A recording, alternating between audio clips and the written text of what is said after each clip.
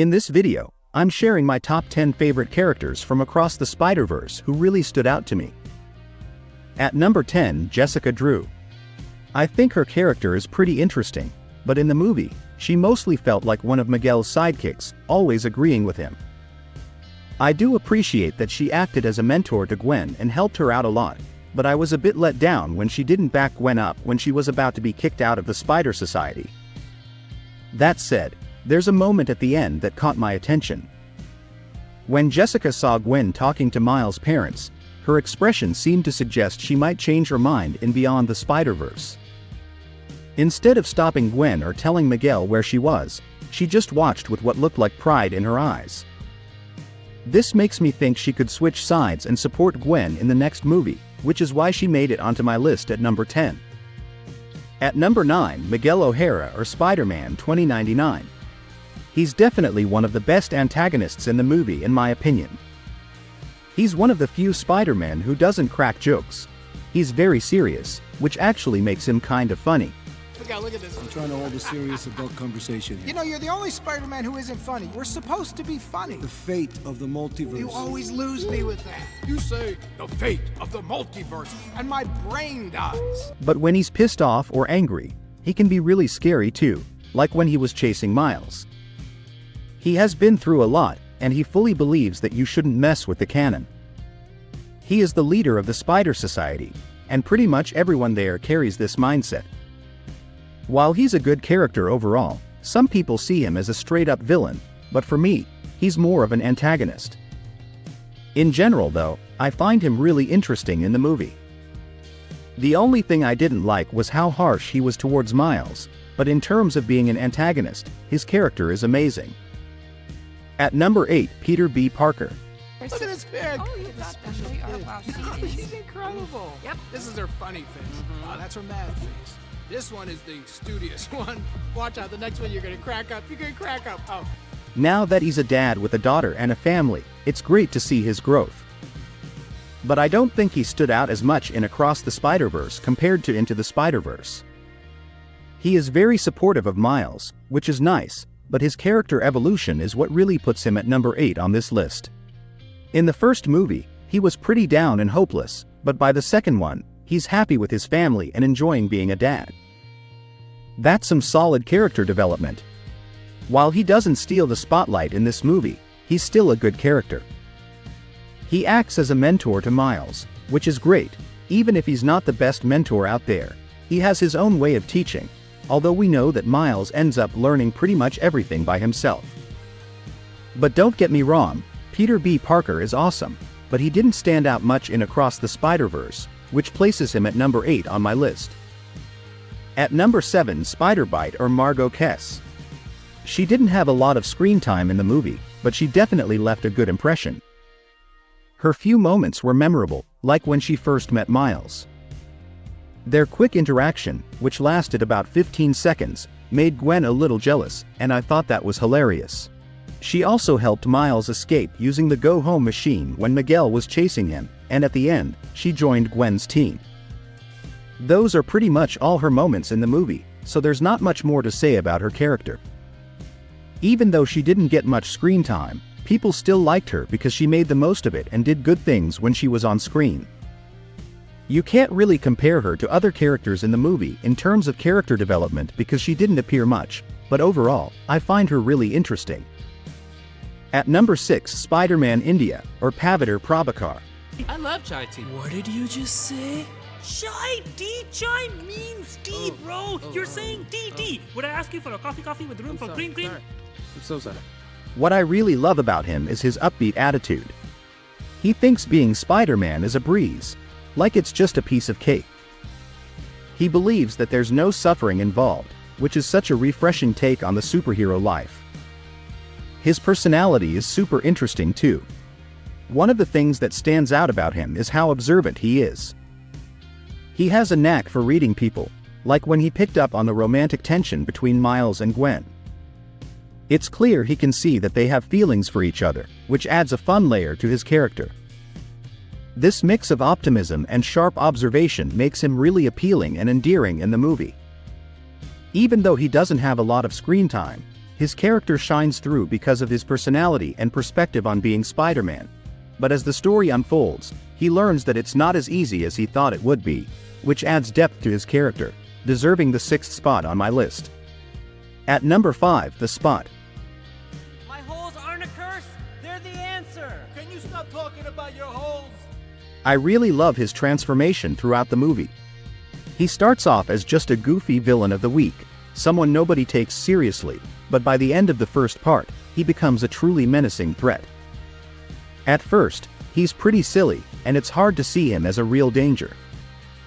But as the story unfolds, you can feel his vendetta against Miles growing stronger. He blames Miles for all the bad things that have happened in his life and is determined to take everything away from him.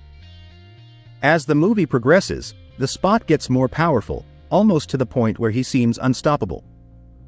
You can tell that he's gonna be a real headache for Miles in Beyond the Spider-Verse, and not just Miles though, he's gonna be a problem for everyone.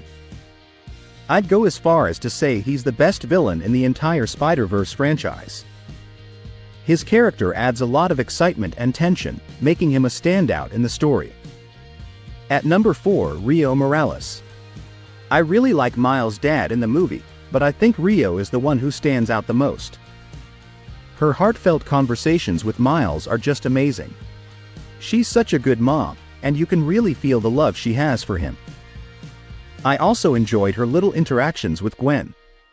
At one point, she gets a bit jealous when Miles is talking to Gwen, thinking that she might take him away from her. Just a typical mom thing. But what I loved most is how her perspective changes by the end of the first part of the movie. At first, she was a bit judgmental toward Gwen, but she comes to see how much Gwen truly cares about Miles. That shift in her attitude shows how understanding she can be, which makes her character even more relatable and amazing, especially that conversation she had with Miles right before he decided to follow Gwen. Wherever you go from here, you have to promise to take care of that little boy for me. Make sure he never forgets where he came from. And he never doubts that he's loved. At number 3, Gwen. She's definitely one of my favorite characters in the movie, and it really surprises me how many people misunderstood her. Gwen is caught between wanting to follow the Spider Society and being there for Miles, which is a lot for anyone to handle. Miguel really drilled into her that she shouldn't break a canon event, and she was told to stay away from Miles because he's considered a dangerous anomaly. On top of that, she learns that in every other universe, her other versions die whenever they fall in love with Spider-Man. That's a heavy burden to carry. Plus, at the beginning of the movie, her own dad points a gun at her after she reveals her identity, which is heartbreaking. Because of the thing with her dad, she was forced to leave her own universe, hoping she'd get to see Miles again. But instead, things went completely wrong, and she ended up hurting him a lot.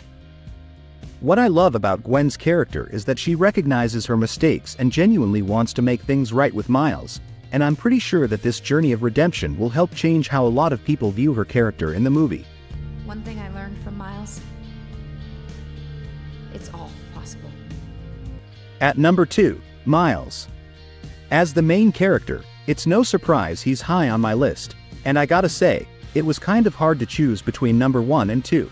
Anyway, Miles really embodies what it means to be Spider-Man in this movie. He fights for what he believes in and doesn't buy into the idea of canon events, which creates a lot of tension with Miguel. Miles isn't just gonna let someone else dictate his story. He's determined to do things his own way. I love his personality and his optimism, but it's really unfortunate how he's treated by the Spider Society, being labeled as an anomaly and made to feel like his existence is a mistake. It hurts even more that the people he trusted the most let him down. Still, his willingness to stand up for what's right is truly inspiring. Everyone keeps telling me how my story is supposed to go. Nah, I'm gonna do my own thing.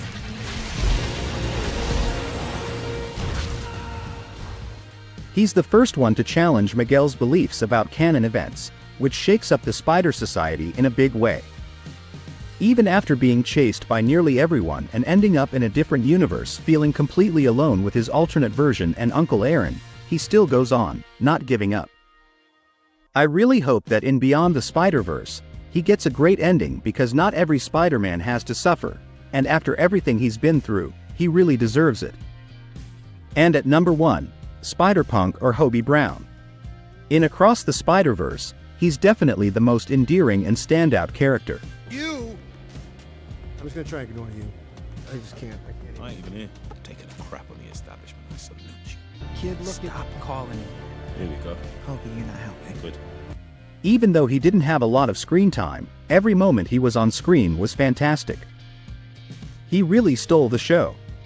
Before watching the movie, I thought he would be one of those typical characters who competes with Miles for Gwen's attention and acts like a jerk. But I love how the directors flipped that expectation.